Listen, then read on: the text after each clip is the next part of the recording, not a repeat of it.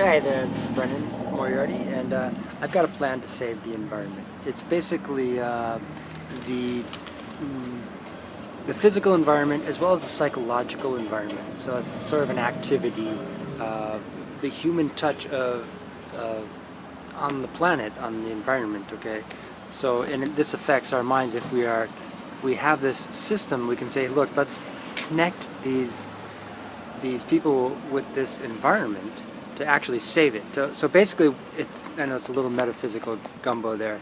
I need to work it out big time. No doubt about it, okay? Psychologically and everything.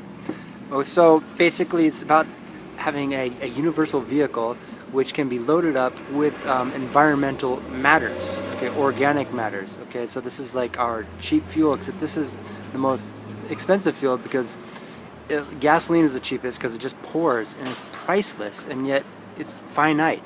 Whereas this other stuff that's been going on forever is very complex. We have to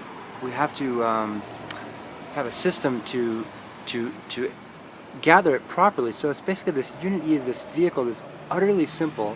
It's like a cart basically that would ultimately be able to move everything. Okay, it's just about the materials that we use. So that would be upgraded in the future as we go along and it becomes feasible. But we want something that's utterly feasible to utterly access the environment. And so it's basically, it's social policy, but it's also environmental policy to go out there and say there's a forest fire, gather that material and take it to the deserts, make the deserts bloom. Okay, that's the great hope. People are in the desert, they think if I only had some organic matter, that would be amazing, because then you could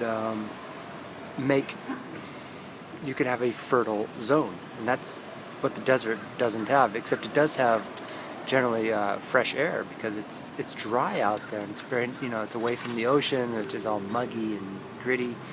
But you go out into the desert and you bring that organic matter with you. You do it the most efficiently. We have a system where we can go out there and it becomes a social balancer, because instead of people saying, oh well, I'm just driving my car for nothing, driving around trying to be cool, basically, whether it's going on YouTube or